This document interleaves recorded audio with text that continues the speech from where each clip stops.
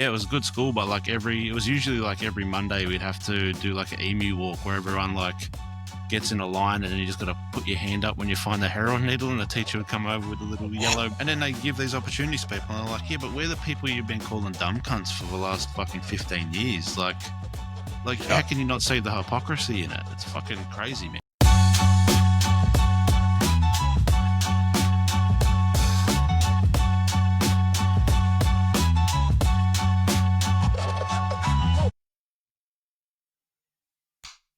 Oh, sorry, mate. You're not drinking, are you? Well, it tastes good anyway, mate. Sorry. Anyway. That's all that matters, huh? Yeah. Anyway, welcome to the Aussie Battler podcast. Coming to you live from Sydney, Australia. You like that intro? Bro, look at him go. I'm trying, man. It's my fucking third one, so I've got to try and keep the audience captive, you know? I've got to try and step out of my shell. Bro, I feel it, man. How does the missus feel being married to the newest, well, the newer version of Joe Rogan, mate? She fucking hates it, bro. She's like, oh, fuck, I've got to get out of the house again. How long is it going to take? And I was like, oh, let's just start at the 2 and then, you know, hopefully it doesn't go into 3, but I wouldn't mind, you know, see what happens. There's a plan there. How you been, man, anyway? What's going on? Good, man. Hungover as fuck. I saw you did some fucking paint class thing yesterday. What was that? It wasn't even a paint class. So one of the boys, he started like this little art studio type deal. And we just went there for like a beers and brushes type thing. And I did no brushes, just the beers. Yeah. And it's, feeling it this morning / still in the afternoon. Yeah. What time did you finish up? Late one? I don't know, bro. I think we went to sleep after, after 1, but I got like 50 throwies out of like 1 tin of black though, eh? All hollows. It was nuts. The 94 too just kept going. Fuck. Winning. Absolutely 100%. Winning. But anyway. Crushing it, mate. Yeah. So I suppose I better let people know who you are. Yeah. Sure. It's Riots One. Riots One, everybody. He's in the house. He's in the fucking studio. Let's go. Yeah. So where are you from, mate? You're from out west, are you? Yeah. Penrith, man. Penrith. So grew up in Warrington Downs and now live out in Cranbrook. Yeah, nice. So I went from one shithole to another. You've been there the whole time, mate? Yeah. I lived up like the far north coast for a while, but then that was only short, like Tea Gardens. So that's probably mid-north coast, but around there for a bit. Yeah. Work. Yeah? Did work. Working on the roads, not like the cool way, but not the rap way, but the normal way. Yeah, right. Yeah. I didn't even know, like, funny doing this podcast, like, you go and paint with someone, and then you have a small chat, and then, you know, you think you know someone, but then you do a fucking podcast, and you're like, whoa, fuck, I had no idea who this cunt was. Man, that's crazy. Yeah, it's crazy. I still don't even know shit about you, so I can only imagine you know so much less about me. Well, did you listen to my other one I did with the other fella? Yeah. So you must know a little bit about me then. A little bit. You need to divulge a bit more though, mate. Yeah, that was more graph. It wasn't really a personal thing, but that's what his pod's about. So I don't know. I want to get more into a bit of a personal feel. So let's just start off with you know, what school, what primary school and stuff. You don't have to name it, but like how was the primary school times? It was man, it's like a pretty weird one because I talk to people about it and it seems to be like not the norm, but like one of the classic stories. So I went to this primary school in Kingswood. If you know about Kingswood, then you know about Kingswood. It was like a school that was right next to the train station, and this is in the early 90s. Heroin addicts used to jump the fence all the time and shoot up in like our little back play area. It was a good school, but like it was usually like every Monday we'd have to do like an emu walk where everyone like gets in a line and then you just got to put your hand up when you find the heroin needle, and the teacher would come over with a little yellow bucket. Yeah, and like one side of that was like these like houso flats, and then the other side was like the normal Penrith side. But it was just like it was crazy because it was this spot that was just like right in the middle of like all of that chaos in that early time. Like the first time I ever seen lads and searchers and all that shit was like literally primary school. Fucking hell. Yeah, So man. what age was that you can remember? So I was born 1990, so it was like what's that from? Yeah, 95, I guess. Yeah. So what are you're? I was 86. 35. Yeah, 38, turning 39 soon. Fuck me. Bro, Fucking this getting thing is old, so bro. You sweating, haven't mate. mask dramas. Hey, Mask dramas. Bro, bro, mask technical difficulties. I know. Hey, if anyone's out there that is like a mask maker, fucking come and sponsor the pod because we need some fucking decent masks besides my fucking $2 shop. Fucking Bro, masquerade. this one was like off of a it was like I think it cost $5. It was from Bathurst, and it was like part of like this full like head assembly thing with Unit. like that Roman thing with the broom thing on top. Oh, no way. Bro, but I just took this part off. I was like, that looks like Doom, so let's go. Yeah, it does. I thought that was a Doom fucking mask, but See? yeah, But wow. now I'll just put it on eBay and sell it like that and make heaps of money, bro. Yeah. Yeah. So yeah, Yeah, but any that yeah. mask dudes out there, fucking hit me up. Right, even for the large size melon guys too, like I Yeah, need a pretty definitely. substantial mask. Yeah, you got a solid head on you. Yeah. But It's like a big watermelon. but yeah, all right. So you're picking up needles in your primary school. Fair enough. Yeah, just standard Western Sydney Yeah, yeah. Aussie, A bit different than bringing mine, up. but yeah. That's funny too because I remember we had heaps of islanders and shit like that at our school. So our school was mainly like, back in that time there was, oh man, mainly islanders, like all the Koori fellas, and then like maybe some Maltese kids. But that was pretty Oh, much, really? and then like white Aussies and Philos. But that was like pretty much it at the time, right?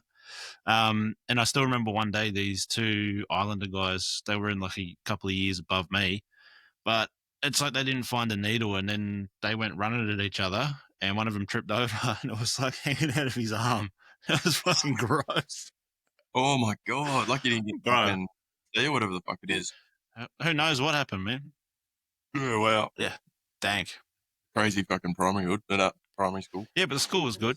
Had like a church and shit in there. If that's not giving too much away, but Oh, so was it like a Catholic school kind of thing? yeah, it was a Catholic school, No and it way. was like, yeah, but it still had these red hot problems. Like I remember again another story. Like I think I was in shit, man. It would have been like year 3, year 4, maybe maximum. And again, like because all the searches and shit were around there.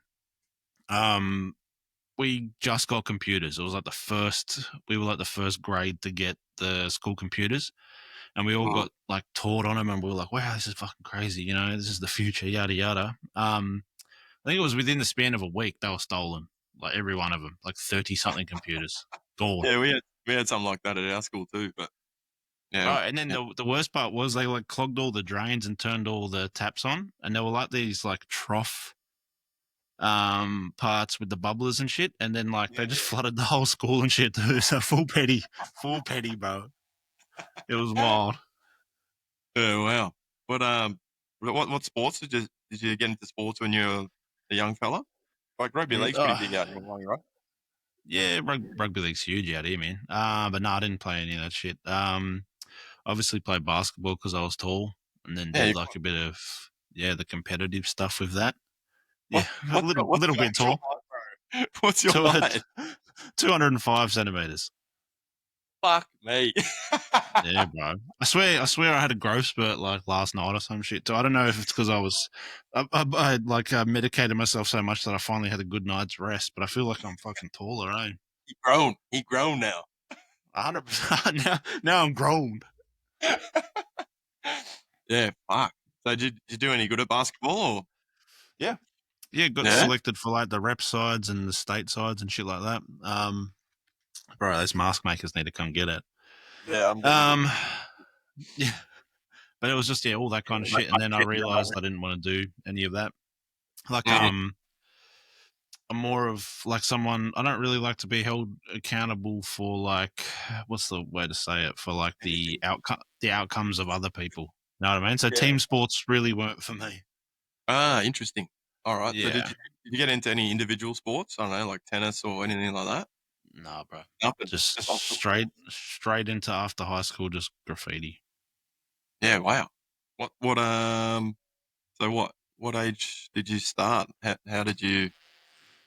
So I got the so I got this weird deal thing with this school in the city. It was like a music school, and I went to get there. I never got my HSC because anyway, all this shit happened. But it was pretty much so we had like a little bit of graffiti, and it's like in your area you have like these things that you don't really notice because they're always there.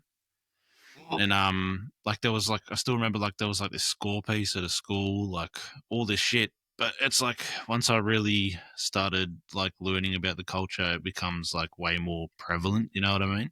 Yeah. And yeah, man. Like I think it was just because I was going to school from like Penrith Station to like Sydney City, Central.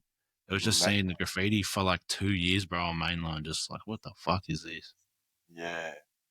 Yeah. It's like when you I don't know, you see a car that you like, oh fuck, I haven't seen many of those around, and then you start looking around, you see them fucking everywhere. That's the same kind of thing with Yeah, graffiti, right?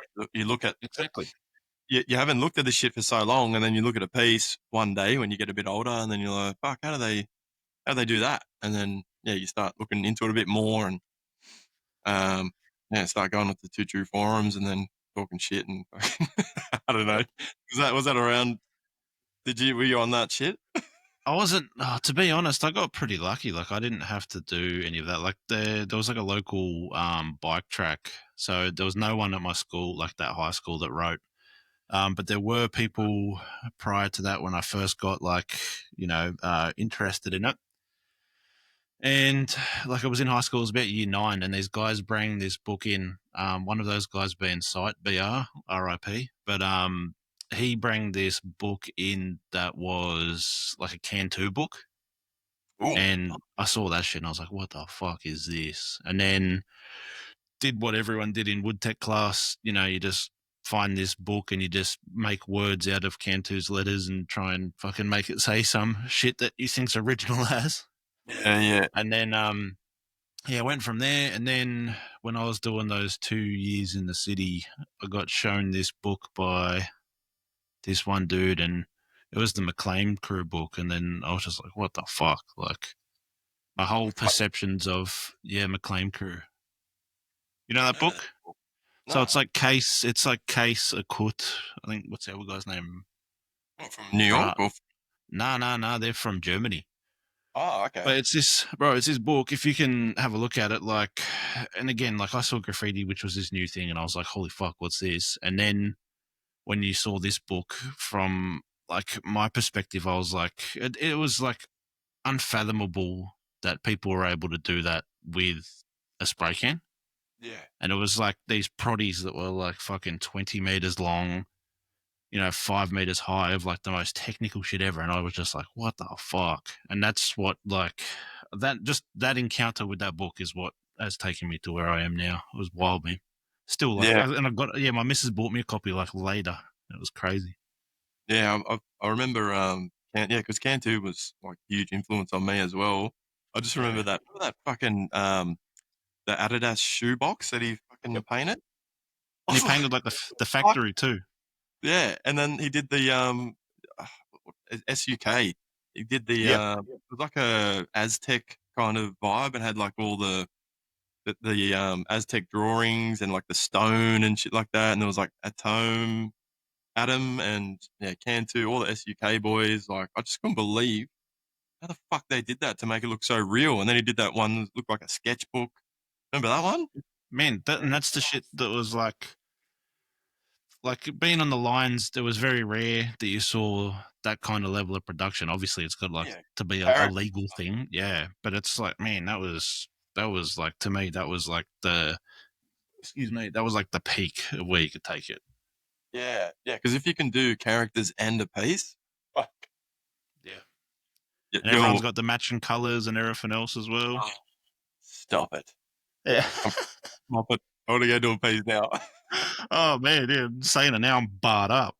Yeah, bro, it's funny. Like, it's like, oh, you guys did the same colors. How cute. And I'm like, fuck off, cunt. This is fucking sick. When everyone does the same colors, it just comes down to your letter style. It doesn't matter what you do with those colors or whatever. But if you have a fucking mad outline, bro, it's the ultimate test of graffiti doing all the same colors to see who can be the best. 100%, man. Like we've done it before too, where we've like organized a proddy and there'll be like, I don't know, 15, 20 dudes.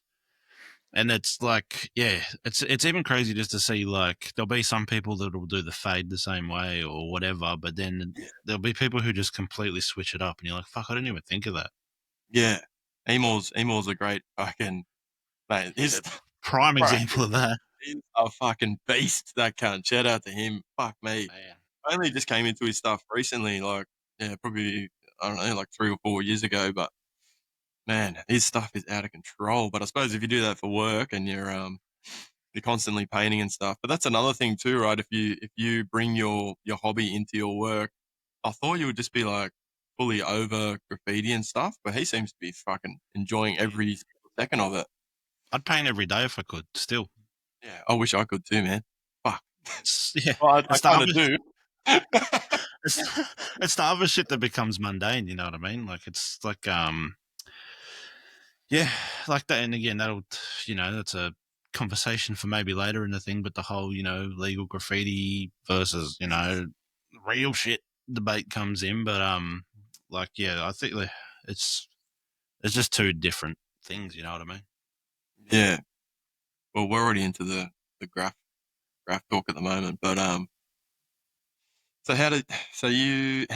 did you start doing letters first, or were you Yeah. into characters first? Like, were you an arty type at school? Like, did you do Not, portraits or not, anything like that, or you just straight into graph? And then afterwards, you saw all that Cantu shit, and you're like, "Fuck, I want to do some characters."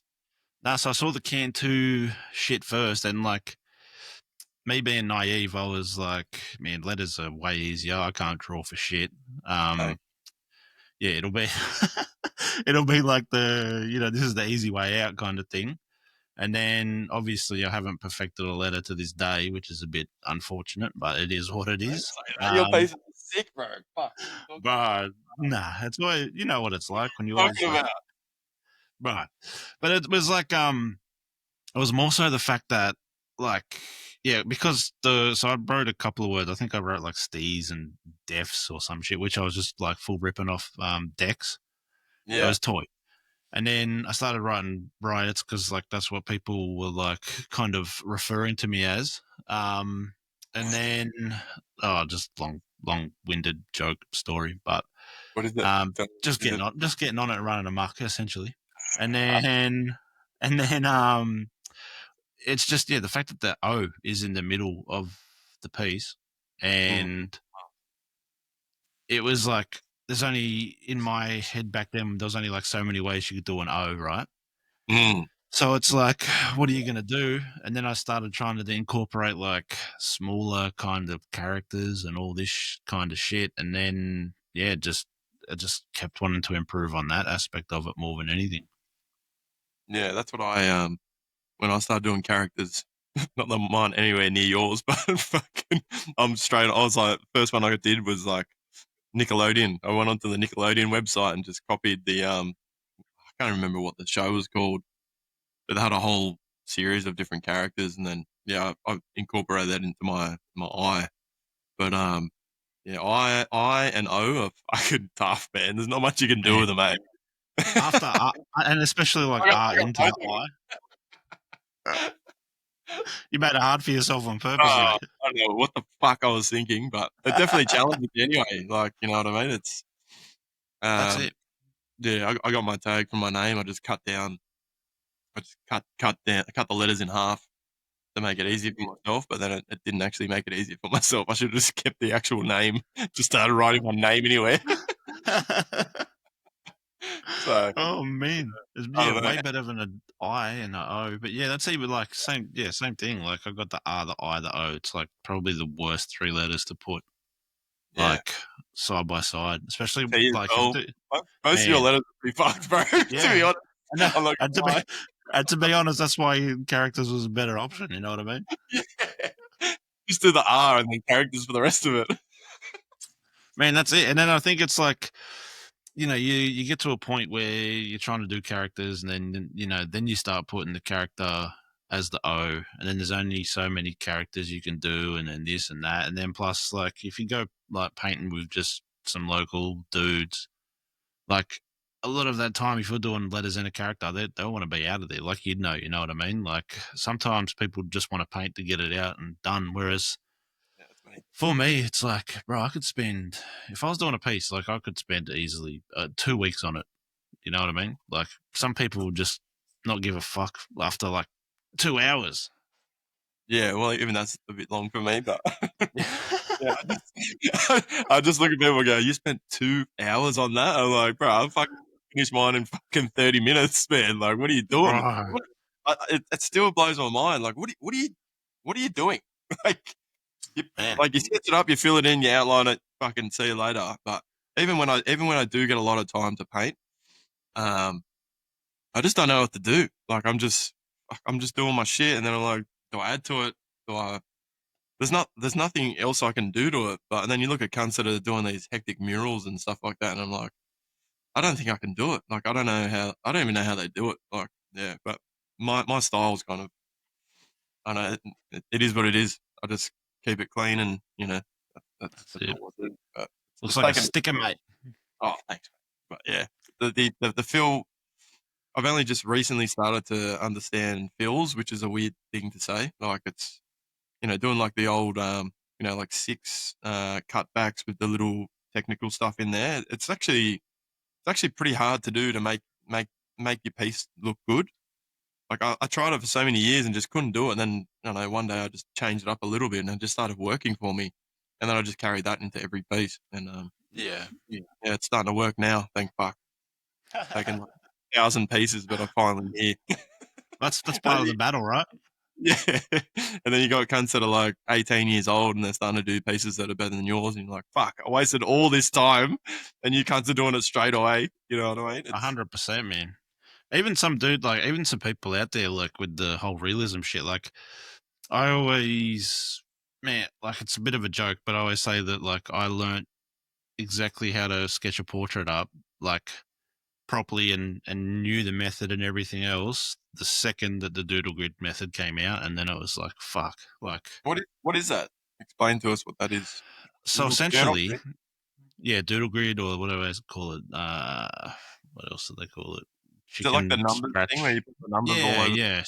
Oh, is that what So it is? the whole idea is essentially you like use those doodles or marks or whatever the fuck you want to call them just as like reference points. And then essentially what you do is you like upload a photo, you say where your doodle marks are based on, where it is in that photo, you try and get it as straight as possible, yada yada yada.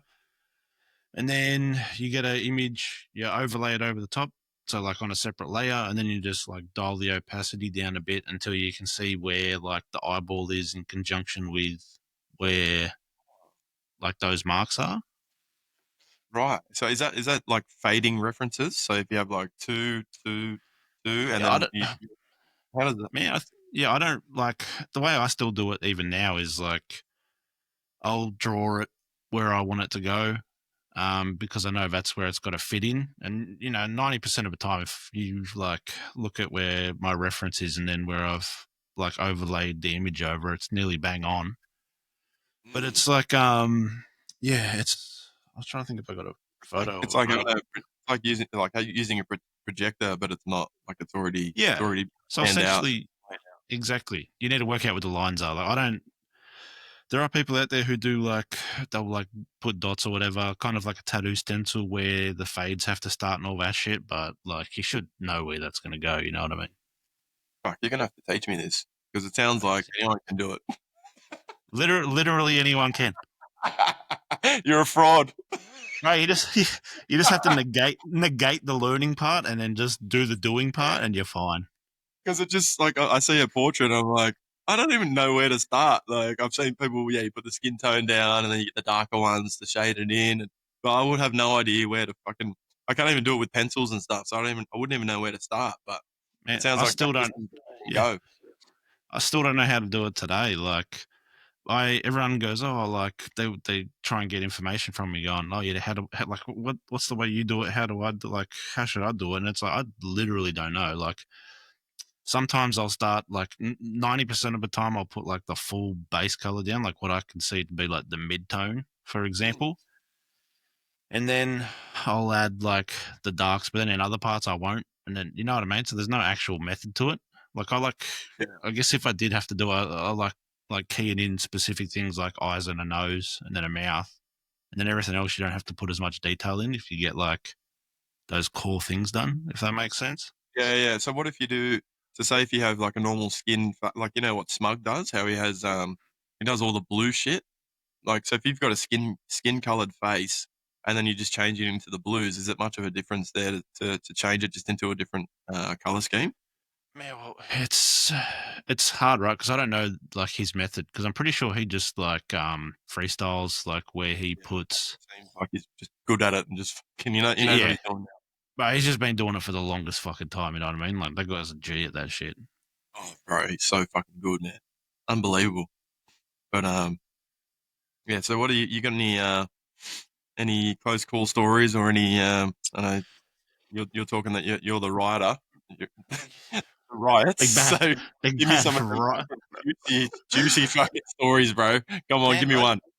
this is the thing, right? Like and again, like we spoke on at the start, like I'm a fucking big rig, mate. Like it's not Mm. hard to spot me any place on this earth, right? I stick out like a sore thumb. But like, man, I get away and do dumb shit like fairly often. Like even last night, allegedly. I was gonna say, don't bring this. I'm talking old stories. Don't get yourself incriminated. Jesus. But it was like so there was one incident, well, it's been the closest call so far. It was in Lithgow Yard. And me and Cab drove up there in my dog shit car at the time, which was just a diesel piece of shit. And it was about 3 in the afternoon, maybe. And I don't know if you've been to Lithgow Yard, but there's that part where you like walk through the demountable section to get in to like the train corridor. I go it with. But very, very simple yard to get into. Like it's to its own detriment, I guess. You know, they make it easy, but again, you know, that's another story. Yeah, but essentially, you can like walk through 2 doors and you're in there, right? And then it was about 3 o'clock, and then Cab and Drew had done pieces, and I was like, "Fuck it, I'll just run right next to them on the available train car or the coal carriage that's there." And painting away, I got up to like my aura, and then as I'm trying to finish it off, there's like a cab comes out, drives the car, he's like on the gravel and everything. It was full cinematic. I remember looking up like, what the fuck? And he goes, Seckies, and then like points over, and then where like this guard tower thing is, this guy he's like slowly or briskly walking. And I was like, well fuck, I'll just finish it. And then I'm getting there, and then the can clogs. I was like, fuck. And then for some dumbass reason, I was like, I'll just stomp on it on the train track. And as I've done that, it's like just burst all the way up my fucking leg. So I've got like this like that like Frazetta greeny blue kind of mega color like the whole way up my leg. Yeah. So then Colour. man, good color, hard I to get love off too.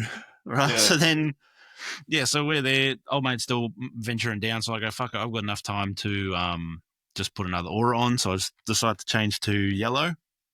And then cab yells out, like, there's another one. And then as I look, so where like the exit point is and the entry point, there's a guy like maybe 50 meters from that running down with like a dog. And I'm like, fuck. So I go on, you know what? I think I might abandon this now because I don't want to get fucking mauled to death. So, yeah, I start putting the legs on and I'm yelling out obscenities in order for him to hopefully like retreat, which I don't think he ever was because like he's got a dog, you know what I mean? He was winning 100 times out of 100. Yeah, And you got rocks. Why do you start throwing the rocks? but this is the thing, right? So I started yelling like, I don't know, the worst shit I could. And I don't know if it was just like that I had come close enough to him where like the perspectives changed. So I'm not like little anymore. I look like this towering behemoth. And this guy with a dog like turns around and starts going the other way. And I just had to quickly run through, get in that gate, and we just drove off, man. It was fucked. And then, so with that whole thing, there's like one road in and out. And I get to the petrol station and we put money in the car because it was on empty because, you know, as all geniuses who try and attempt things at 3 o'clock in the afternoon know that you have all your bases covered, which we didn't. So anyway, I go into the petrol station and like homeboy in there's like, oh yeah, what have you been doing today? And I'm like, what the fuck? And then he goes, oh, you got paint on your leg? And I go, yeah, just painting my house. And he goes, oh yeah, where's your house? And I go, oh, just down there. He goes, he was full sus. And then he goes, oh, just let you know I called the cops. And I was like, what the fuck? And then we got and then we got in the car and drove off. But I don't know if he was bluffing us or what. But thankfully, nothing ever came of it.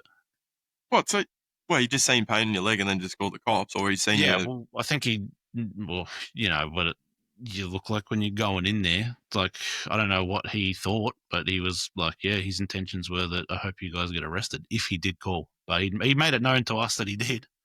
Yeah, right. So he wasn't like an Indian fella that just has no idea. No, he's a white boy. White boy. Right.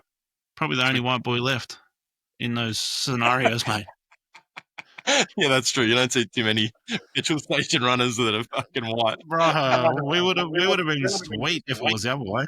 Yeah, I know. That's what I was thinking. I was like, fuck, he's switched on, this Indian fella. But the whole time, I still don't know why. But we got out. I don't know if it's because there's two ways. Like once you get up the top of the hill, but again, that was the worst part. Like as you're driving out, like you come up this big drive, and this car is struggling doing like I don't know 15 kilometers an hour up this hill. I'm like, we're fucked. But sweet, made it home. Got away. That's all right. Man, that's it, man. Like nothing else has happened that's ever been bad. Really? Yeah. Let's get into your pub fight days. Let's go back. Way back. Not that it was last week, but nah. Give me one that stands out that you can think of because I've got a few, but yeah, you tell me one of yours. Man, and I might bless the listeners with one of my ones, which is pretty fucking wild. But yeah, go. The quickest one. Actually, oh man, so many come to mind that. Man, I'm trying to think of what a fucking good one would be. There must be so many if you got to think that long. Man, this is the thing. It's like how badly do I want to incriminate myself on certain things? You know what I mean? Yeah. But there was, I will give you one good one. But there was this renowned haunt in Penrith, which was a shithole, still a shithole today. And this guy had a very cool car who frequented that place. I was running amok once with all the boys, and we had decided that the best thing to do would be to just get as intoxicated as possible, and just act like absolute fuckwits, which was going extremely well at that point of time. Now, you know, when you go at the front of these places, like it's happened so many times before, they always ask you for money, like, you know, $50 to get in or back in or fucking whatever. Yeah. And in this circumstance, like I'll give you one where I got absolutely kicked the shit out of, but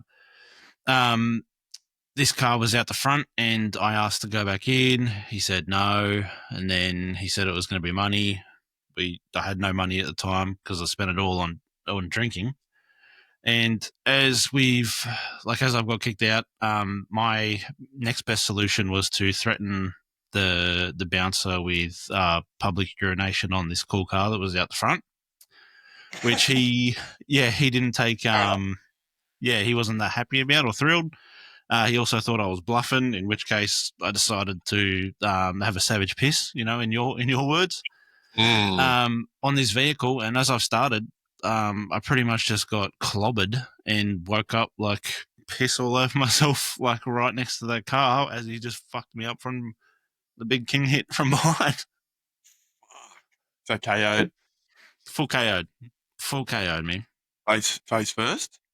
Or I woke up on my back. Yeah. Fuck. So I don't know if I hit the car and then fell. Yeah. Wow. But it was no good. No good. So what happened after that? You came to, and then did you get any serious damage from that, or because that can be fucking life-ending shit when you can die from that. Head. Man, I've been hitting the back of the head more than I have in the front. Of course, look at you. Yeah. I wouldn't fucking punch you in the. but no way! I'd be dog shotting the shit out of you. One time, a mate of mine at the time, he like full did the run up haymaker, and it just broke my nose. But instead of going to hospital, my other drunk mate at the time just pushed it back in, and that's why it's so fucked up today. Yeah, right. You know you can get surgery to fix that shit now. Yeah, that's why I'm also struggling with this freaking bathroom. Yeah, wow. What do they call it? When it goes back to like a deviated septum or whatever it is, so you can't breathe out of the shit. Yeah. Yeah, Rogan had that same problem for years, and he just thought nothing of it, and then he finally got it done, and he was like, "Fuck, I can actually breathe now." So I don't know, mate. Maybe that's one thing you could look into. Maybe, eh? It's not like you're going to wear masks every day, so you might be right. That's true. But yeah, apart from that, man, it's all just like tame shit. Like I don't know if I was telling you this story not that long ago, but there was another incident where I was up in Katoomba, and I believe it was like Jess One from Thunder Metals like helped me out when I was getting the shit beat out of me by a Seki up there as well. Yeah, normally, man, actually, I'll tell you, probably it's not like the greatest ending because it like escalates and escalates and escalates. But me and a friend at the time were at this pub, and we were just drinking, carrying on, having a good time, when some guys who went to my primary school at the time had decided to like rock up and like introduce themselves and like, oh, I haven't seen you since school, all this shit. Anyway, they were drinking, we were carrying on. They kind of were like chummy with us, and then one of the boys was like, "Oh, have a go at this," and shows us his phone, and there's this chick on there. And my mate at the time's like, "Oh yeah, cool." And he goes, "Oh, what do you reckon? Is she hot?" And then he goes, "Yeah." And he goes, "Oh, it's my missus." And he goes, "Oh, okay." And he goes, "Yeah." He goes, "How hot is she?" And he's like, "Oh, she's pretty hot." And then he's like, "Oh, would you root her?" And then this guy's like, "Oh man, like I don't want to answer this." And then he's like, yeah, pretty much you're in, shit creek here. Like, what the fuck he's gonna do about it? In which case, like the beer courage took over on me, and I was like, like you guys are all gonna fucking die. We're gonna beat the fuck out of you, yada yada. And then they ended up getting their friends to come back, and I'm not kidding or exaggerating when I say this. There was like 2 to 3 dual cab utes filled with dudes, and then dudes in the trays of the utes, all out in the car park, calling for us to get the fuck out there. And the Seki like got to the point where he's like, "Well, you guys are gonna have to leave," and we're like, "We can't leave. We're gonna get fucking murdered now." There's like 50 dudes out there. I need a big islander to escort me out. And this guy was Islander, and he was just like, "Look, like, this is we're not going to win here. Like, the best thing for you to do is, yeah." He's like, "We'll call the cops. You guys go out there." And we just got lucky because, like, in a moment of a quick relief, we just hit the legs and just fucking ran for as long as we could. But it was, man, we would have got absolutely fucking mobbed. like big Yeah. time. It was two of us, no seckies. Seckies were Yeah. out. You know what I mean? Yeah. They don't want any part of that. Fuck. That Yeah, was the we had best one one. that I got out of. Yeah. Fuck, you're lucky. Yeah, we had one with some Irish fellas because the area that I was hanging around at the time was yeah, all the pubs there were full of drunk Irish cunts, and this one bloke fucking we're playing pool, and this one guy just lipped up to one of my mates, and then yeah, he just copped the hit, and then everyone else started jumping in. I had a pool cue, and fucking yeah, hit the camera pool cue, and then all of a sudden, like all these cunts were like punching on, and the seckies jumped in, kicked us out. This Irish fella was in a fucking bad way, man. His face was hanging off, Oh and then shit! he's ended like we've ended up hitting the legs, ran out the back, around onto the main road, and like it's kind of near a Westfield as well. So I had paint on me as well. I had like 2 cans stacked under here, and I was like, "Fuck, the cops are coming." I seen the guy, the Irish fella, was out the front, like walking on the road, and all my boys were out with me, and we've just seen him, and we've gone, "There's that cunt there." And then yeah, they went over to him and did whatever, and then I went walking down the street and I heard the cops, and I was like, "Fuck! I got this paint on me. They're gonna start searching cunts." Jumped into like a little terrace house, and I hid like in this little fucking bush thing. And I've seen the cops like walking past me. Went into like a park and stuff, and I could just see everyone, like all my mates, running around, getting chased by all the cops. And then when it calmed down, I got out. And sweet, did some tags, Bruh. and fucking walked off. And then yeah, half the boys, no, most of the boys got away, but yeah, they ended up hiding in the bushes for a couple of hours before it calmed down. But man, there was fucking so Fuck many that. instances like that, man. Like the cunts that I was hanging around. But yeah, that's yeah. I'm gonna have to take some of those to my grave. But this one was all right. Yeah, Everyone was all right. that's I'm sure the guy, man, the Irish fella, but you know, it's just stupid shit like that, man. You get on the piss and you start lipping up to people, and like it was stupid on his behalf because there was only like 2 or 3 of him, and there was like it was our local man. Like there was like fucking 6, 7, 8 of us, and like yeah, that's kind of on him, right? So fuck him. oh, that's it. 100%. Oh, guys, give us another one of your ones, mate. Yeah, another one just sparked up. I was there was like a local pub that kind of faced the train tracks. It was like eye level with the train tracks. So any panels that would come past, you'd see them easy. You know what I mean? And so all the boys, every fucking rider in Sydney probably went there. And the toilets used to get bombed heavily.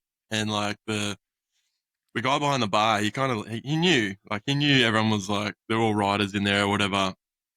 And he used to sell some stuff out of there too, so he couldn't really talk. But I remember one night going there, Allegedly. yeah, just with a mate, and went into the Dunnies. There was no one else in there, so went into the Dunnies, like chucked up a couple of tags, whatever. Came back, sat down, and then the guy comes out and he's like, "Did you guys, did you guys go into that? Did you go into that toilet in there?" And I'm like, "Oh yeah, I just did a piss or whatever." And he's like, "Oh okay, oh yeah, all right." And then he walked back to the bar, and some other rider, I'm not going to name who it was, but he was sitting at the bar. I wasn't mates with him, and I seen them just talking to each other, and then the rider fucking points at me, and I was like, "What the fuck's going on here?" And then the guy comes out and he's like, "You fucking did it, didn't you? You did it, eh?" And I'm like, "Yeah, fuck, whatever, man. Everyone does it. Who cares?" You know? He's like, "Well, I have to fucking clean this shit now," and I'm like, "Well, mate, it hasn't been cleaned in years, so what's the Yeah. fucking difference?" He banned me for life, bro. Oh, what? Yeah, I was like, bro, like everyone's fucking gone in there, done all this stuff. You know me, I know you, I know what you're doing. So don't fucking come at me saying, oh, whatever. But anyway, the funny thing was, I went back there probably 2 years later, went into the toilets, and then I did a little taggy, and then I wrote love, my tag, love, and then his name. And he was still there, bro. He must have forgotten about me. He's probably gone into the toilet again and been like, this motherfucker. Bruh. Clean that up, cunt. Man. But That's yeah, a just little man. shit stories like that, bro. Like I got heaps of them, but that'll be uh that'll be for another day, I reckon. Like, yeah, I heard you were thinking about starting up a pod too, mate. So maybe you can get me on and fucking Yeah, there you go. ask me about my 100%. stories. I'll write them all down. But yeah, are you still thinking of doing that? Yeah, 100%. Um, yeah, like I'm just trying to work out more so like the ideas behind it because I want to like when you on like the job sites and shit, like I am painting these things, you run out of like listener material real quick. You know what I mean? And there's like there's like a couple of people who do some pretty good ones, like specifically like a lot of the dudes in Melbourne go hard. Yeah. But yeah, there's just like a bit of a gap there for like all us Sydney people who don't have anything. You know what I mean? Yeah. Yeah. It's just hard to. I don't know. For me, everyone that I've messaged, thank fuck, has been like, "Yeah, I'm all keen for it, bro." Which is fucking heaps surprising for criminals. Like, Hundred everyone percent. everyone wants to fucking speak all their stories and shit. I'm like, yeah, we can bring up some stories that you've been arrested for, but I don't know if you're gonna incriminate yourself or whatever. Hence why we're wearing the mask. Not that mine's really covering my face that Yeah. much. You be able to tell who the fuck I am, really. You wouldn't be able to tell who I am because Nah, there's no way. fucking these Arabic barbers lined me up so good the other day on Friday, bro. I walked out of there, assalamu alaikum, you know what I mean? I was like, Yeah, let's go. the best barbers, man. Like, when I did have hair, bro, you just go straight to the Arabs, bro. They're the best cut hair, probably because the hair's Man, so thick or whatever, right? So, but yeah, I take my boy down there, and yeah, they sort him right out with the mad fresh cuts for the bro, sluts. You know what I mean? 100%. And the other thing was I like to go all wild and wonderful with it, but these guys were going, you know, like, oh, do you want to? What do you say? He's like, as I'm walking out, he's like, oh, do you want a facial? I'm like, what the fuck? Like, what do you mean a facial? And he's like, has this like, I thought he was talking I know what shit, facial he's but talking about. yeah, right. But he had like this, I love a like facial. this. Oh, bro, yeah, I was just like, what? But it's like this, like full steam thing, and then I look over and there's this other Yeah, dude who's like asleep in a chair with this fucking mask thing on. that's the way to do it, man. Like, I've seen heaps of in Turkey and stuff like that. They give you like massages, and that's what a whole haircutting experience should be, right? You want to come out there looking fresh as fuck. You've had your back massage, you've had your hair washed, so you don't have to fucking carry around all these little shards of hair everywhere like a fucking dog that's been trimmed. You know what I mean? Hundred But percent. and I actually do miss the barbering day. So when I go in there with my boy, I'm like, fuck, this is so sick. All the boys talking shit. It's kind of like a Man, podcast, right? Everyone's in there just that's fucking, that's honestly what yeah. it's like. And there was like within that time, there was like I was in there. There was like 15 dudes who come through, and they're all like every single person's different. You know what I mean? Like you had this big Islander, like I think he was working on like doing some power pole thing. He was talking about how like after the recent winds and shit we've had, all these things got slammed down, and then there was like this full like weird businessman who was like sus as fuck. He was the one getting all that shit done.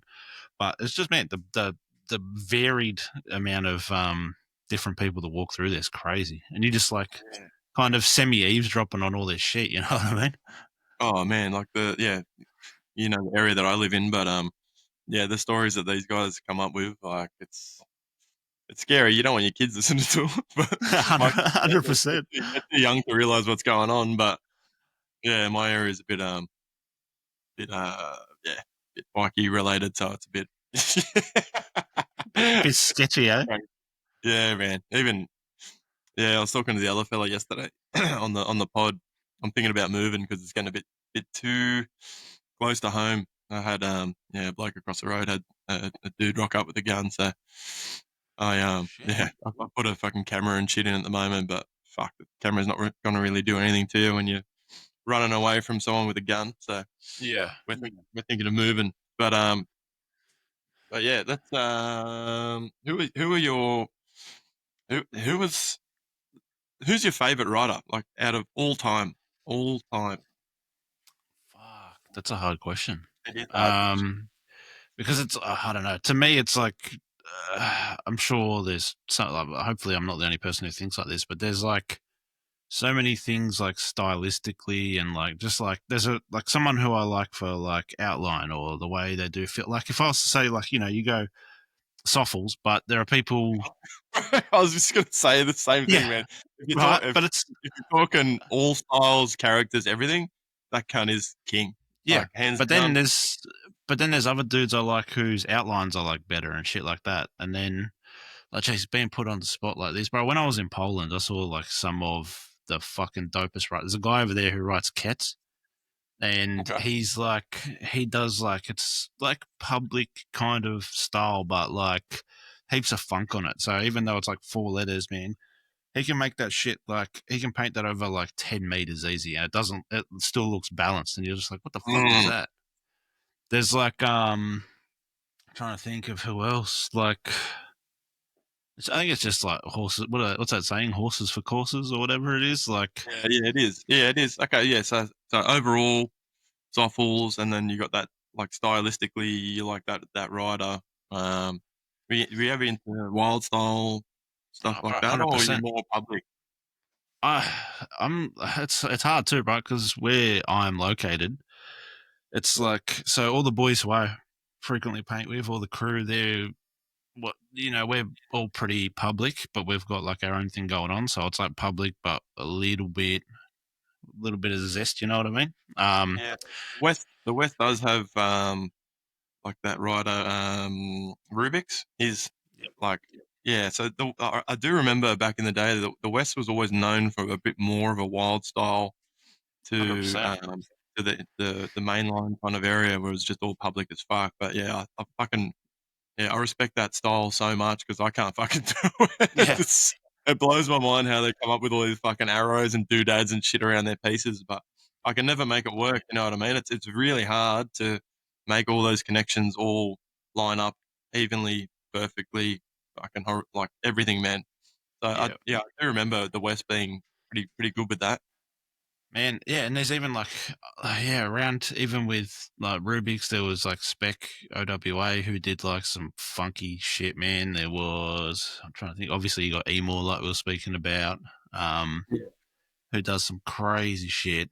Trying to think, Clout's fucking killer. Like that yeah, guy's man, got he's good. styles Yeah, for miles, bro. man, and the amount of pieces that he did on that run Oh, that he bro. did for when was it last year or whatever, bro? Like, Yeah, how him do and you him take and it up Eki, so bro. much? Yeah, Man, they were yeah, going out shout and out to you, crushing it. man. Trying to think of who else, man. We got like, there's so many good people, and there's more coming up. None that I really have like finger on the pulse with as far as like the younger gen goes. Because they all, What about old school riders? oh man, like, Yeah, well, first dude I ever got tattooed from was Blame. Do you know Blame? I vaguely, yeah, Yeah, he was like, his shit was dope, man. Fuck, I'm trying to think of who else. I always like unique shit. Um, he still man, and does then best. there was, oh, bro, 100%. And then, like, I'd be lying if I said I didn't like heaps of the Westline riders whose shit that I've like probably forgotten. But I Yeah, remember like there was a whole bunch of dudes around like that Mount Rudy Hill way, sorry, that were just like absolute killers, man. Like this shit was fresh as fuck, and it was like constant, like every day, like you'd see them, and they were like, and that's the thing, like you think about the dudes who are having a run now, but there were like people that were doing that like for years. Like it was yeah, wild, golden wild. era. But even yeah, Sear kills it as well. Like there's Yeah. fucking, man. There's too many good ones. Like it's too hard to kind of fuck with. But then you got like Spice again, killer. Mm. Like you know, but yeah, I think, man, it's just too hard because I wasn't, as far as like the old Sydney shit. Like I know obviously the classics and everything else, but there's just like so much history there to unpack. You know what I mean? Yeah, yeah. Did you have you got heaps of photos and stuff? What Man, about the not as much as I photography? want. Yeah, I got a little. I even got cameras Hey, and shit, but again, like, yeah, I've been documenting some stuff, but like I never had a camera. I couldn't afford a fucking camera, so it was like, you couldn't afford a $20 disposable camera. Come on, bro. bruh, no way, not bro. By the time I started painting, Just rack 'em, bro. What are you talking about? That's what I did. like I said, mate, I stick out like a sore thumb. They see my shit coming Ah, all the true. fucking I time, forgot you're a fucking 20 foot tall fucking. man. Every time, like, I'll tell you a mad story, right? So even this one time, like, I always got pulled up for everything. And even when I wasn't doing shit. And one time we're in an art store, and Impos walked in, and I don't know if you've ever met Impos, but he was like the most like just chill, normal looking dude, right? And when like he came in one day, we like me and the missus happened to be in there, and he's like, "Oh yeah, good to see you." And then he like grabs my missus and goes, "Can you just like stand just over here?" And then just got this like A3 fucking full black book hardcover just down the pants, bro. It looked like he had a rectangle. Walk straight out. I'm like, there's Walking no out with way. a huge unused belt. Bro, I stand near like the art liners or whatever for like 2 minutes, and they come over and they're like making sure I'm not taking shit. Are you all right, sir? It's like, yes, like come on. But he's just You're like, man, it you're was the just perfect distraction, man. If I was gonna go yeah. rack some shit, I'd just take you in and just be like, "Go over there and just stand there," and they're just gonna watch you, and I'm just gonna go fucking bosh.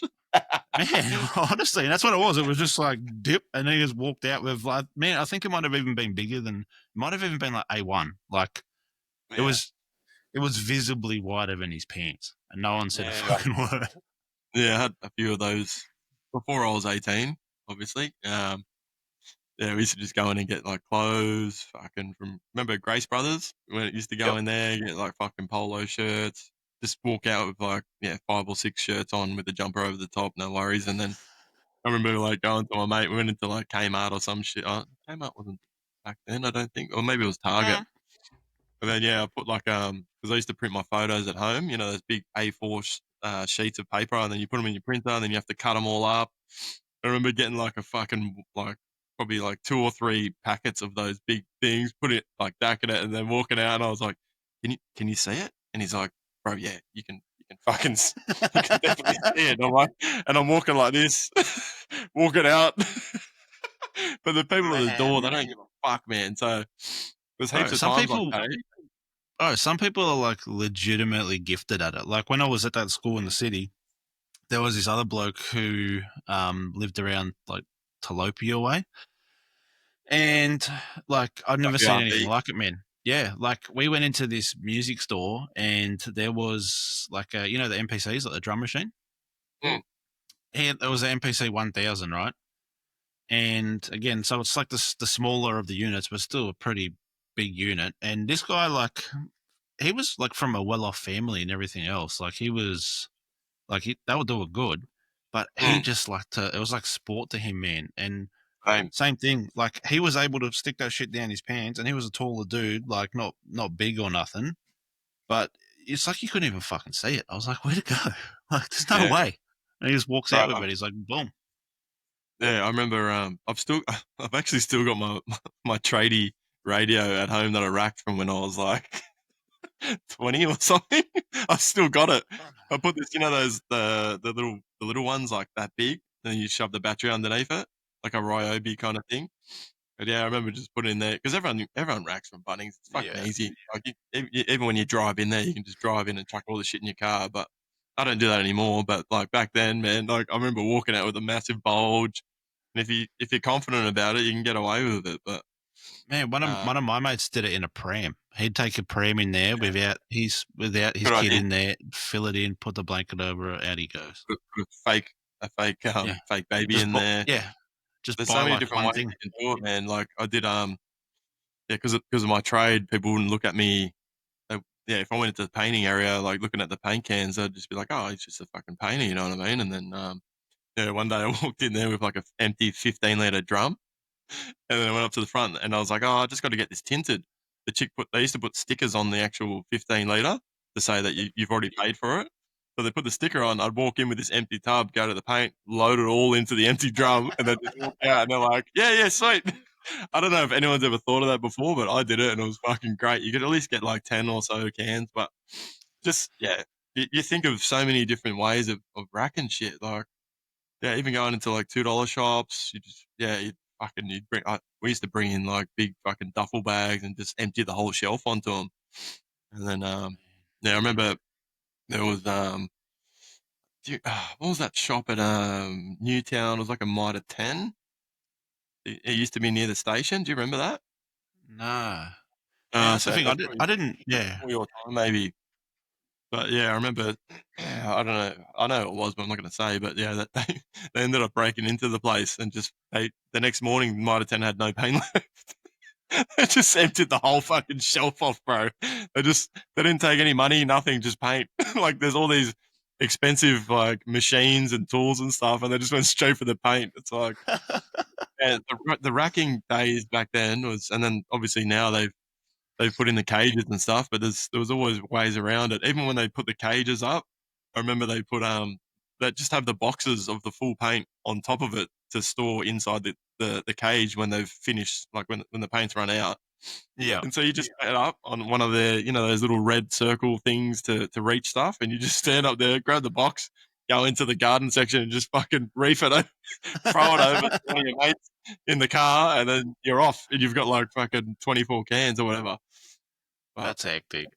yeah, man, yeah, But yeah, when I started, I feel like I was never really that privy to like, I obviously knew it was happening and was part of the culture and everything like that. But when I started, like there was like Lopez Records in St. Mary's and like yeah, man. most of Yeah, I remember the one at Para.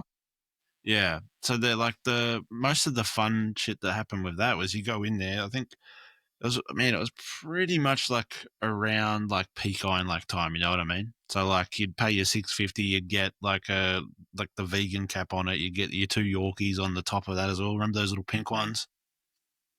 Uh, The pink oh Yorkies, yeah, yeah, the iron like come in with that, good and it one. had like The ones the that came out. yeah. Shit. And then you pay $6.50 for a tin or whatever, and then you'd meet someone, and then you used to just go paint. And it was fucking easy. Like it was no need for me to ever really do it. Like obviously Yeah, like the financial aspect of it, but like it's you can't yeah. really. As soon as Iron Lake came out, that that changed the game for racking, especially for me as well. Like if a can's $6, man, I'm paying for it. You know what I mean? But back then, before Iron Lake came out, it was like you're paying like $13 for a Molotov. You know what I mean? There was no or a it used to be called Moltoner, I think it was like a car spray paint. And the sickest white, man. That white was fucking fire. I reckon it beat Loop any day. Like it was Oh so really? sick from my memory, anyway. Like I don't know, paints your memory changes, but yeah, even Eisenberg's in Oxford Street. I don't know if you remember that or heard of it, but man, yeah, can't used to even rack out of that place, and I was like, fuck, man, you got $6 cans there. Like I don't know, it definitely changed for the good, but at the same time, it was fucking fun doing that shit, man. Like, yeah, I got even my finger now is just fucked from the time I slammed my fucking finger in the door when I was trying to rack a bunny. And they helped me out. They put band-aids and shit on it, and then I went back in and racked more paint. But they were good times, Fucking hell. man. But yeah, now it's good. Yeah, it's the writing scene's a tough one with owning shops and stuff because even some shit comes with rack from graph shops, which is a fucking shit thing to do if it's your culture and you're involved in it. But um, yeah, it was. I mean, yeah, like 5, 6, 7 when that first came out. Like, fuck, man, it was so sick going in there. You could buy shirts made by different people. Iron Lac had their own shirts as well. Yeah, it was a shame when that place fucking closed down. That's for sure. But they're popping up everywhere, like here and there. There's what's that other one now in I saw it. I went in there the other day. Platform 88, I think, in Oh Marrickville. Shout yeah. out to them. Nice dude. Fucking yeah, heaps of respect to people that give back to the culture, but there's a lot of shit cunts that fuck it up for everybody. But yeah, it's so cool to see people try and open up a shop, even though there's fuck all money in it. Like, Yeah. how much are you making from like a can? Realistically, you're making like what, $3 a can, and you've For got some you've got to, places you've got not to put even. like yeah, that's what I mean. And then you got to have storage. Like a can's so big, and then you got to have so much of it, and then store it out the back. Just the rental space on its own is so expensive. Especially, I don't know how he's doing it in Marrickville, but fuck, man, like good on him for doing that. And but yeah, I guess yeah, I don't know where I'm going with this, but I love people giving back to the culture and at least trying, even if they're not making any money. Like good on them for having a Yeah. crack. It's not easy. Not and obviously you've seen that the 5, 6, 7's closed down, so it's just like fuck, man, that place was such a such a hub for graffiti. They had the couch in there. You could sit in there, talk to the boys. You know what I mean? But yeah, it's a shame that there's not too many around, but at least they're still opening up every now and then. Yeah, But exactly. did you have any writers that passed away that you personally knew yourself, or Only man, and again, only one. And it's not even from like a standard writer kind of story either. You know what I mean? Like Mm. this poor cunt got so Taylor, okay, Sight. One of the guys who introduced me to everything. He ended up passing away from like leukemia at like 30 years old, man. fuck? Yeah, he had like two kids, a wife. Ah, man, that killed Yeah, me. it was rough, Yeah, man. But yeah, that's fortunately like that's the only real like person that I've known yeah, who's passed away. Yeah. yeah. How about yourself? Yeah, not anyone that's like close to me, but they were close to my brothers and stuff. You know, obviously Huda as well. Like, yeah, there's been a couple like, yeah, like, yeah, it's so weird. Like, I was at a funeral for one of my brother's mates' brothers that passed away, and then we're at the pub, and then Huda came, and he was having a chat. It was the first time I met him, man, because I used to love his stuff, man. He was fucking, yeah, and I heard he's such a nice guy. I met him, and he was, man, that guy was a fucking beautiful human being, man. And he's like, yeah, man, we'll go to a piece soon or whatever. And then literally, like, I think it was, fuck, it might have been like a month later, man, he passed away. And I was like, fuck, I just met him, like one of my idols. And then, yeah, he passed. And I was like, fuck, man, like, it just shows you, like, you know, your life can be taken at any time. It doesn't, you know, death can call on you at any stage. So you know, it's important to be close with your mates and, you know, tell them you love them and stuff like that. And that's what I've been doing recently. So, yeah, bit weird. 100%, man. 100%. Anyway, so you're in the mural space for work. Is that your 100% job? Yep. Like, So full you time always job. been doing that? What was like your first jobs like starting off?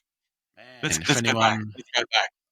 honestly, I've had more jobs than most people have had hot dinners. Like I can't, it's like growing up the way I did in like the family that I did. Like it was always like any creative pursuit was like nearly outlawed. For me, it was like it's going to be No money in it. basketball. Yeah, exactly right. Yeah. Um, they wanted that. There was like everyone was set on me playing basketball for some reason. Obviously, like if you are Yeah, successful, look it's at what they you. do, right? If you were my son, I'd be like, get on that fucking basketball court and shoot fucking 30 hoops in Slam, the next 10 seconds, cut. slam dunk. But yeah. So like, and it was always this thing that you had to chase what you're passionate about, right? And then I remember having the conversation like when I was like maybe 18, maybe 20. And like they were G'ing me up, oh, go left, go left. There you go. Oh, okay. Um, yeah, and then like I was like, this is what I'm doing now, painting. That's I love doing this shit. I'll do it every fucking day if I can. Like this is what I want to do, and they were like, that's never gonna fucking work. So it was like always trying to assert myself into a situation where I could just manage to pay for it, if that makes sense. Yeah, just to get by. Yeah, exactly. Like, and it's still like that to this day. Like, I do these jobs, I still buy paint. Like, I still obviously the perks of it now are that you get left with quite a lot. But yeah, it's like, yeah, it's a hard thing, and so it's like I started off as every other normal person did. Like, I think it was KFC. Where I started out on Dunhaven Road. Let's go. Yeah. I was, yeah. Yeah, absolute shithole. The good thing there was that everyone told me, like, they taught you how to rack shit from internally and steal from them as much as you fucking possibly can, which is sick. My job distinctly was being hungover as fuck from the Friday night, which I shafted that job when I was supposed to come in to then have to do it on the Saturday or the Sunday. And I just had to sit in there, and when you buy the chicken wings, like you just have to like snap them and then like fold it over. So I'd have to do like 8 hour shift of just snapping fucking chicken wings as my punishment. But I went from, man, it was fucking dog shit job. But then I went from there. I worked on like the roads. I did a bit of concreting. I did geotechnic, like technical shit. I worked for Caroma, like the toilet company. Yeah, the Um, fittings and stuff like that for plumbers. yeah, but I was literally like, there was this Asian guy on the line. I think he was from Laos or some shit. And he was just spraying, like, they had these machines that would like automatically spray like the, what's it called? Not polyester, whatever the fuck the toilets are made of, like that ceramic coating on the Yeah, toilets. And my job literally polyurethane. was like, yeah, I had to like legitimately pick these fucking clay shitters up, put it on this little turnstile for the homeboy to spray the stuff on it, and then like take it off and then put it on the thing. It was fucking shit. Who's gonna lift these up? Get big boy over here. He's gonna fucking. Bro, but the thing is, right? Because like I'm like the most like when I paint, like I'm super soft-handed, but in real life, like everything like is hard. Like I just like everyone just calls me like Wreck It Ralph, right? And it's literally what happens, man. And I remember like the first fucking 2 days, man, they were getting the shits because I just like was picking them up and just like collapsing these like ceramic toilets as but when they were clay, but it was shit. Yeah, fuck. So Hang on. yeah, Hold that thought. I got a piss, bro. Fucking. I'm squiggling like a little worm. But just one sec. Fuck, bro. yeah. So I gotta start wearing a fucking nappy. I can't keep especially doing on these the video. pods. I can't keep doing these pods and fucking taking breaks every fuck. It's gonna fuck up my editing process and make like hectically. But yeah, go Bro, back just into get the the depends. what? The depends. They're like what they're like underwear, well, not underwear, but Underwear. Yeah. it's like a Nappies for man men. nappy. Yeah, but like they're for like women and like old people, like when they have, you know, like Squirted. a prostate Squirted. problem or some shit, and they like leak out their dick in there, bro. Yeah, that's me, man. That's me. See? Yeah. So you worked at that Yeah, whatever. I literally have had like without lying, I reckon I've had over 20 jobs easily. Um, Just trying to and then yeah, find your craft and what you're good at, right? That's you need to do yeah. that anyway. Exactly, but the problem was I already knew what it was, you know what I mean? So this was just wasting Mm. like fucking until the time I was maybe like 25, I guess, something like that. But it's always like I always wanted to work for myself. I always wanted to do that. I know that I can work harder and work longer than what I can for anyone else if I'm doing it for myself. So then I think I was fencing at the time. And I was working in Moorebank, and I'd put myself through like a I think it was like a diploma in graphic design. And then I was like, well, beauty. If I can't paint as a job, the next best thing obviously is to make art on a computer, right? It's the worst fucking job in history. I couldn't, man. It was like this. It's always been like this like through point in my life where it's like, you know, you have something, you start something, and it's like you're too good to be like a junior position because you've had to work your ass off to do it, but you're not qualified enough because you haven't had the other job to be like mid or senior or whatever level design or whatever that is in any company, right? And yeah, it was so I was fucking stuck with that. So I go, you know what? I'll just start this business, and then I took up another job where I was doing like internal sales for like a fucking HVAC company. So I've done it all, man. And then um, yeah, through that like built up enough work where I started doing just freelance, or you know, like people would hit you up and be like, "Oh, I want a fucking logo, whatever it is." Did all that shit, t-shirts design, yada yada. From there, Kids' bedrooms. yeah, no, not even that yet. And then it was Oh, like okay. from there it was um like you'd go and you'd do all this shit, and then people would be like, oh, can you design it? And you're like, well, yeah, because you know you don't, but you know you can figure it out. Went from there, bought printers, had like a full signage shop like at my house. I was doing Oh, like really? custom, yeah, it was pretty cool. And then excuse me, it came to this head. Fucking hell. Edit that out, mate. Uh, Gassy. yeah, it came to a head where it was I had to choose because then I started picking up the mural jobs and shit like that. Then it was like, well, this one, the mural job is the satisfying one. The signage and the design one is the one that's making you money and affording you a lifestyle. Which one do you choose? And obviously, the smart thing to do was stay signage. But I sold all that shit, and now here we are. Yeah. So what was your first big contract? Because you've done some fucking. I've seen some of your work, but like the one in I think it's in Penrith. It looks like a car park with like Oh yeah, lorikeets yeah. and shit like that on it. That was a fucking massive job. That was a Was that pretty one of big your one. first big ones? I think that was definitely the first big one, and that's like, yeah, it's crazy. That's all just like council EOIs and all that kind of shit.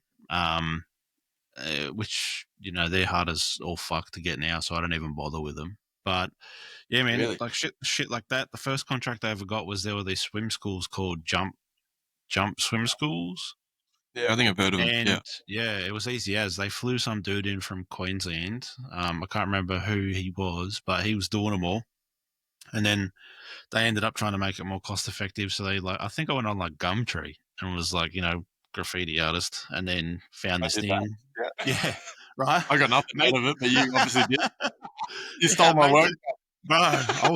I was determined to make it work, and then but I still remember it, bro. I was like getting spring tinted, and like they had like I think it was like a $500 budget. Lucky they were like just cartoon characters, and it Mm. was like did the like paint the background in, paint your fucking coral, everything else, and it was pretty good. Like I think at maximum they might have been like $800, including materials. So fuck all. Especially when yeah, it's crazy. And then so I'd maybe make like $200 on a job. Oh man, that's fucking. Yeah. That's But I was doing like maybe three of them a week, so I was like, fuck, this might be the thing that takes it there. And then yeah, it's crazy. Just keep pushing that, and then it's one of those things where when you know that something's going to work out well enough, and you just got to do whatever it is to get there, really. And that's pretty much what it yeah, was. yeah. If it's your own business, you're gonna push yourself more than if it Yeah. was you work for someone else. Yeah, I remember. Oh shit. Oh, I'm getting fucking gassy too, mate. And now But who's gassy boy? but I remember I went on a Kentucky tour. Fuck, I think it was back in like it was probably 15 years ago or whatever, and there was a guy on there who was studying to be like a designer. And then when we came back, he took my number because I did like he had like a jumper that they wanted to make look cool for all the other Kentucky tour buses. Because you make a jumper, right? And everyone wears the jumper. Oh, this is our bus. This is what we. So I designed that, and then he's seen that, and then he's like, "Oh, I'm a designer. When we get back to Sydney, I'll hook you up with some work, like when I graduate." And then yeah, he gave me a job for one of the like MasterChef dudes that opened up I'm not gonna say his name because he's a fuckwit. Um, he opened up like a bar eating kind of thing. He's like, "Oh, I've got this crate that I'm gonna turn into like a big fridge, but I want it to be like graffiti style." So he put me on that, and as I'm painting it, he actually turns up, and I'm like, "Oh, fuck, wow, this fucking famous dude's here." I went up to him. I was like, "Hey, mate, I'm this," and he's like, "Oh, so are we paying you to do this?" And I was like, "Yeah, mate. Like it's not for free." And he's like, "Oh, you do it in the street, so maybe I should get this for free." And I was like, "Fuck you, cunt! Like, you know what? Fuck you." So I did a shit job on it. Did it as quick as I could, and then yeah, I ended up doing the wrong thing I was painting some tables or something like that. Painted it all, and then the chick writes back and she goes, "Hey, you actually did it the wrong way around." I just went, delete. But you Honestly, must get man. that all the fucking time, man. Like this cunt had the nerve to tell me that he should be getting this for free from my fucking artwork. Like, fuck you, cunt. Like, I've Literally, dedicated my whole life to this, and you're gonna say you should be getting it for free?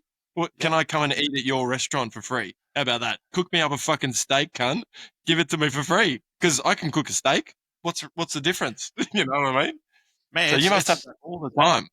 it's fucking crazy how often it happens. Like even today, like people will go, "Oh, I hunted you down based on this, this, and this," and then you give them a price, and that's just left on red, or they just waste your Too much. time, or whatever, bro. And this is the thing again. Like I'm not pretending that I'm fucking old school with it, but like as far as like the mural thing out here, I've been doing it for a long time.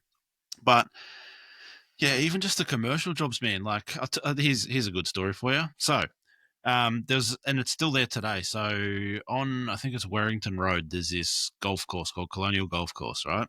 And I got hit up by this guy, and he goes, "Look, can you paint these paint like the back of this thing?" And I was like, "Yeah, fuck it, of course." He just wanted a golf themed. I was like, we're Warrington, we're Colonial Golf Course to Lopez Records is like 5 minutes away. I was like, paint on lock, blah blah blah. I think he was giving me like $150 a day, and that was including the materials. But What? then if like I had and then if I had a mate there, he'd give us like liquor and shit because they got like their free. Oh, sorry, they just got like their liquor license for the thing. Anyway, so I was working with this guy, and I don't know if I should say his name or not, but No.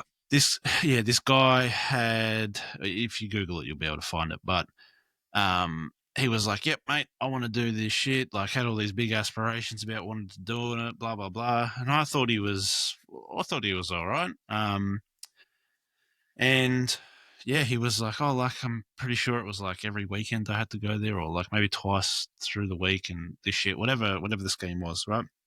But I finished one container and then started on the second one. And then in between that, he's like, "Oh, I got this like golf cart. I want you to put like hot dogs and all this, random cliche shit on there." I was like, "Yeah, easy." Anyway, I hit him up one day because I'm like, "Bro, you haven't sent me the money. What the fuck's going on?" And there was nothing.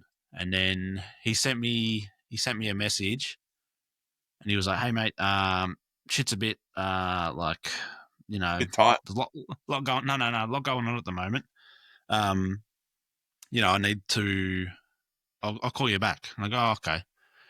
Anyway, and during that time, he like I can't remember what the organization was, but there was like a disability services place that worked in accordance with them. So he had like these young fellas with whatever their diagnosis was, helping him out around shit, and it was always something that I was like, "Oh, yeah, that's pretty admirable." Like, he's getting these kids in, he's trying to help, yada yada. Yeah, big change of events. I went in there and I was like, "What the fuck's going on? I need this money." And like, I was angry as fuck over like $200, right? And it turns Yeah, but out like, yeah, fuck him. bro, but like sometimes I was like, "Oh, I don't know if he thinks," because like one of my mates, like we'd be there and he'd be like, "Oh, boys, it's pretty hot. Why don't you just take your shirts off and like fucking around with us like that?" And he goes, "I'll give you some drinks." And we're like, That's like, fuck. "Right," and we were like, "All right, you weed guy, Turn off. whatever." Bro, so here's the kicker. I went in there to go get my money. That lady who owns it goes, I was like, "Oh, is man A here?" And she goes, "Nah," and then told me the story. So he had, I think it was in like the Western Weekender or whatever, put this big article right up for himself on there. And turns out he was a convicted pedophile.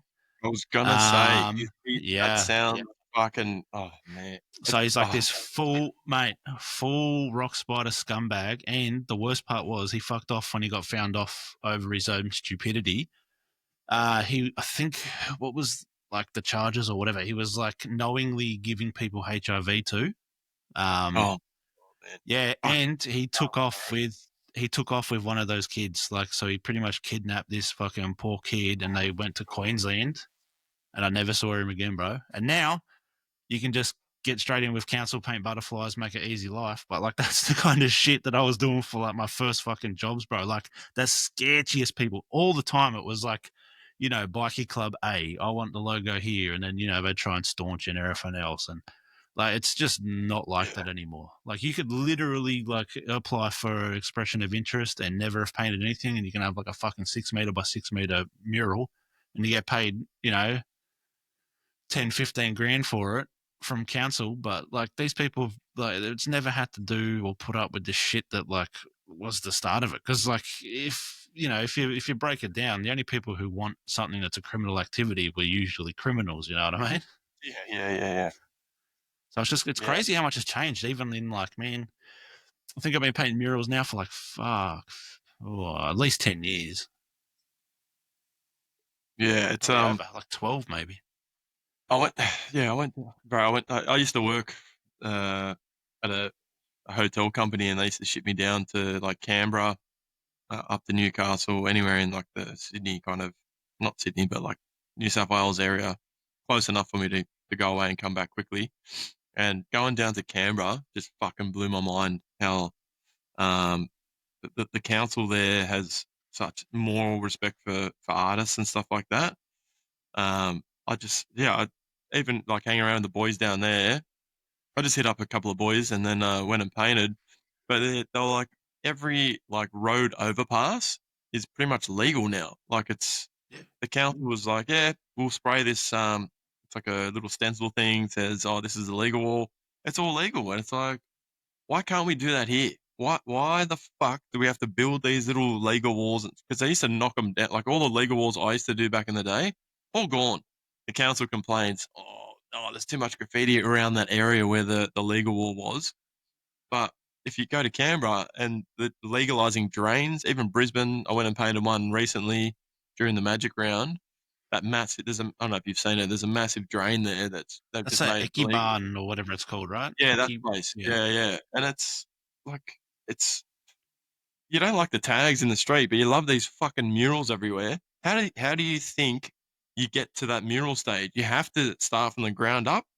Do your shitty tags everywhere. Mine were fucking terrible, but fuck, you still have to do it to get your letter form right. And then it's like, why are these councils fucking everyone out, like all the artists over? I think it's just in Sydney, man. Sydney's just fucking over politicized. And it's like, especially for you, man, like you're such a good artist. Give the guy a fucking chance. Like, fuck off all your like legal, I don't know, whatever it is, but give the guys a chance, give them the money, and they'll make your area beautiful. Like, I Yeah. don't get it. That's why I love Canberra so much, man. Like when I love going down there. I'd fucking move there. I love that place. It's so sick. And like recently, I think it was like a few years ago, they put out a post saying, "Oh, we'll give like $25,000 to an artist who wants to do something." Like you don't get that shit in Sydney. Why not? Like everyone loves graffiti, like the actual mural stuff. They fucking love it. You know what I mean? So like Newtown is started thriving from mural work, but they don't like the tags. They don't like you Yeah. can't have one without the other. You can't do it. 100%. And They don't that's why, realize like, that. Listen, yeah, listen to the artists. Ask the artists, how do we get rid of all the tags? Well, it's pretty fucking simple, man. Make a fucking legal wall. They can go do all their shit tags and stuff like that. Like, it's too political, man, and it just fucks up everything. I don't know. What are your thoughts 100%, on that? Like, 100%. am I right? Am I Why, fucking why? stupid? Like, No, it's pretty fucking 100%. easy to see, man. Like, even train lines. Oh, let's spend all this money buffing the train lines. How about you just fucking leave it there? Like, oh, it's such an 100%. eyesore. Some of the stuff is beautiful. Like, why? Man, Like, but what's the what do point you of tell spending him? this money? Exactly. What do you tell him is better? Mission Brown for fucking Yeah, kilometer it's after turd. kilometer. At least do it pink or something. Put Yeah. make it something that's not look. Yeah, it's just And that's the thing, I don't like know, man. even some of these council EOIs and shit like that, like they'll be like, oh, it's like a rather hostile area or whatever it is, and we're hoping by implementing public art that it's like a safer place for everyone. But they're also the people La that, la la la la. yeah, they're the people who fucking keep it dodgy. You know what I mean? Yeah, Like it's they're like the man, ones who have like a cream underpass and a brown rail corridor. No one's fucking boring, enjoying that. boring. Even 100%. it's so funny. Have you driven through what is it, the Gosford M something, and then Oh, you're yep. driving through all this concrete shit, and then all of a sudden there's like stars like lighting up. Like, are you trying to put me to sleep? Like, you like you got speed cameras everywhere trying to make people not speed, and then you've got these like it looks like you're driving through a galaxy, and I'm like I'm about to fall asleep and crash into the side of the road. Like, why put that there? Put some fucking nice artwork all through the whole road, and then people will be like, oh wow, stay awake. Look at all the different artworks. How cool is this? Like, Yep. But this is It's the thing, right? the They've got the means to do it, and yeah. the They got the money, problem man. is, yeah, but the problem is they don't like you Red can tape. get, yeah, but call it like person A, right? So call, say, Soffles, for example, right?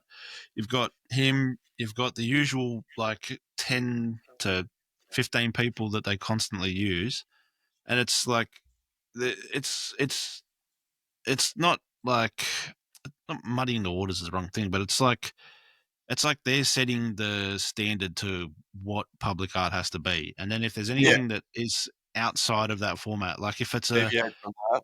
yeah, if it's like, you got Deviate, right? But if you don't do the shit that Deviate does, it's like, well, we don't give a fuck. We don't want to hear from you. And it's like it's crazy, man, because there's this thing that it comes from the origin of like graffiti and, paint whatever the fuck you want and all this shit, but they've commercialized Eternity. it, and That yeah, Eternity guy.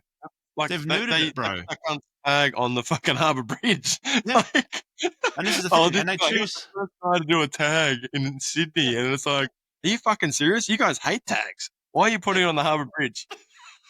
persecute everyone else, man. And that's the thing, right? Oh, Like they neuter the public art, like, and it's fucked. And then, like, some of my favorite shit is when shit gets capped, because it gives you the discussion. It yeah, opens up the talking to both sides. You have, you know, Debbie fucking 52 from I don't know, Campbelltown going, cut off their fucking hands, and then, yeah. Barry, These throw them kids in the bin. running around with spray cans. Hang on, Yeah. they're not kids. They're fucking 40 years old. Yeah, chuck them in jail. And you're just like, are you serious? Best Like, comments, bro. I love those ones. and then but it's like everything, man. It's like it opens it up, because like one of the best things I heard, I can't remember who said it, but it was like, if you're doing something in the public, right, you haven't asked everybody else if that's okay, right? So by definition, if it gets capped the fuck out of, like, the person who painted it also didn't ask the person who capped it. So it's like this big Yeah, circle of like, it's like it's in the it's in the public. it's like the trains. Like when they started bringing out advertisements on the trains. It's like, okay, so I put my stuff on the train and then I get persecuted, but they put their stuff on the train. I don't like looking at Coca-Cola signs on a fucking train. That's ugly as fuck. Put some paint on there. Put some, like, something colorful. Like, I don't want to say a red fucking Coca-Cola sign. Like, you know what I Yeah, mean? But but it's they like just pay for it stealing. for their sweet. But the artists that do their work on the trains, fucking lock them up. Oh fuck. It's like, mate, fucking calm your farm dog. Like, Cut off their heads, yeah. Oh, these kids. It's like, no, they're not kids, mate. They're fucking older. man. And it's crazy too, right? Because the same people who like talk shit and they go, like, tags are garbage, are the same people when I'm painting like fucking, I don't know, some stock standard bird or some shit, are like, oh, you got so much talent, like I couldn't even draw a stick figure. It's like, yeah, but you haven't practiced for fucking 20 years. You know what I mean? Like, you're good I at like, anything over that time. yeah. The classic one is, I like all this artwork stuff you do, but I hate the tags. It's like, Yeah. fuck off. Like, Yeah, you you, need the you shit tag to make the good artworks, all right? Shut the fuck up. 100%. But again, But but that's, I guess, like, that's the hard part, and that's the yeah, you got to worst part. balance it out, right? Yeah, the You got to worst have part. the smooth talking bullshit to get your work over the line, and then you can go do your artistic work. Like, Yeah, why do you need to go through that bullshit? Just say, this is my shit. Let's put it up. Let's make it work. Pay the fucking money, and then it's gonna look beautiful. Just trust me. 100%.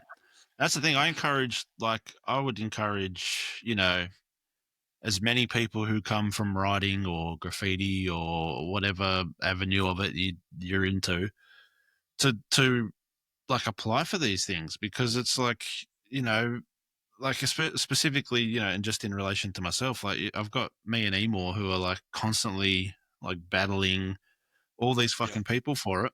And then they give these opportunities to people, and they're like, yeah, but we're the people you've been calling dumb cunts for the last fucking 15 years. Like, yeah. how can you not see the hypocrisy in it? It's fucking crazy, man.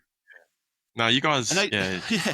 And even you like, guys, man, we'll be out somewhere and they'll be like, oh, they paying you guys for this? It's fuck crazy. We're like, no, we're doing it for the love of it. And then, oh, you guys need to get paid for it. Oh, yeah, tell us where. And I'm sure there's businesses. It's like, you don't think we've tried that? You think we're fucking idiots? Like, there was this one mm, wall, and I kid you not, the guy said to us, he's like, so you're going to paint it for free? And we're like, yeah. He goes, and he's going to paint graffiti on it. Oh, sorry, you're going to paint graffiti on it and make it look like all continuous. Yeah. We're like, that's going to cost you a bit of money. Like, yeah. He goes, that's a stupid fucking business plan. And it's like, even though we were going to do it for free, he was still like, these cunts are so dumb that I'm going to help them by not giving them this opportunity. Yeah, well, that's like, yeah, brings me back to that MasterChef dude. Like, fuck, Yeah. man, like, I have no idea. Fucking annoying. But anyway, But it's let's move constant, on man. from that. It's We're constant. coming. Yeah, I know. Yeah, that's why I don't do it, mate. That's why I just fucking stick to the paint, like the brush and the fucking roller. But I respect you and Emor and any other writer that's getting into the mural space.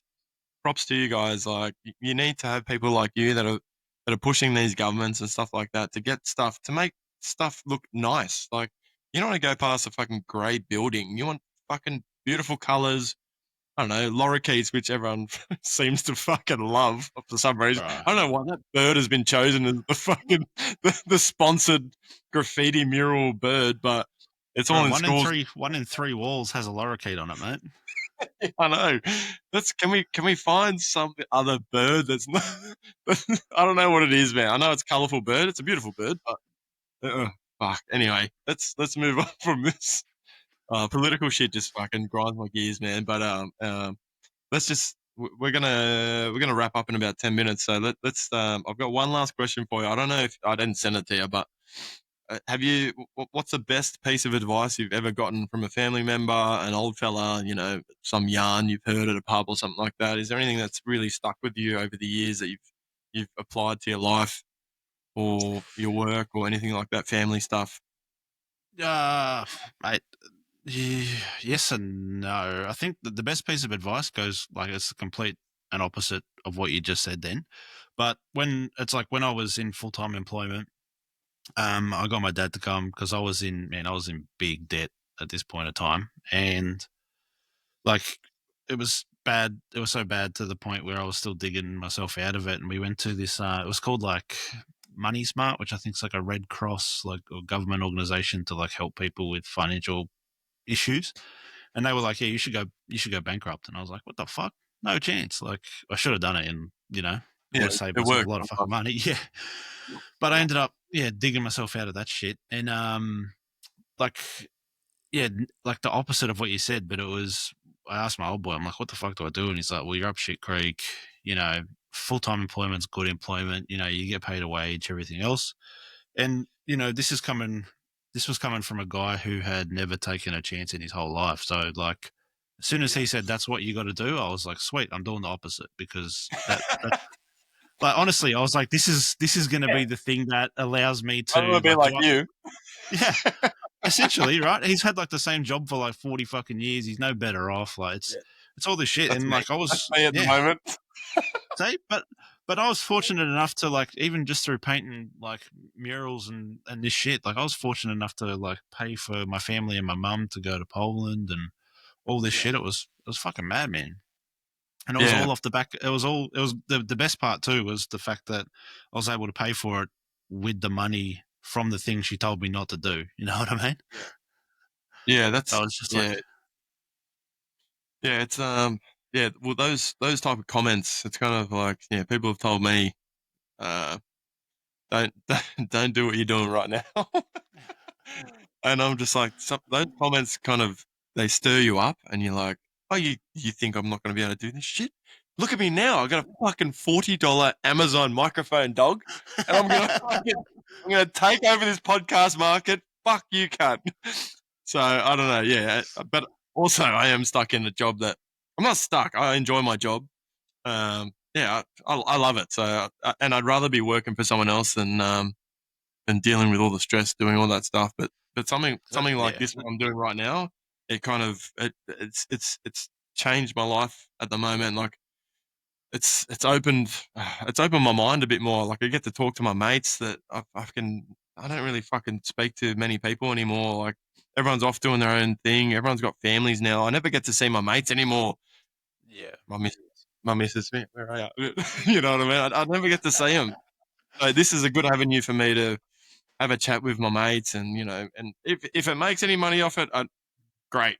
Sponsors, come on, come on, please help me. Well, But, so Platform 88, get in there. yeah.